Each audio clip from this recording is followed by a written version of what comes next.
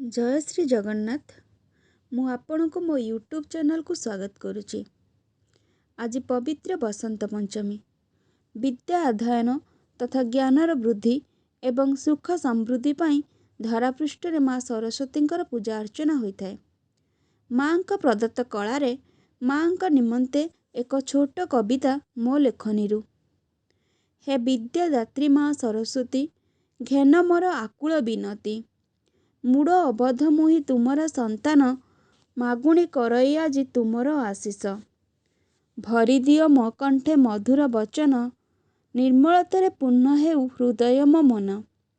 दयाकर हे दयामयी ज्ञान प्रदायिनी, अज्ञानता दूर हेउ एहा मो मागुणी। ढाली दियो माँ तुम करुण आसर, निमिषके सबु दुख श्लोक हेई जाऊ दूर। जय माँ सरस्वती। आपनको मो कविताटी किपरि लागिला आपणको मतामत मते जणाइबे। अपेक्षारे रहिले। जय श्री जगन्नाथ।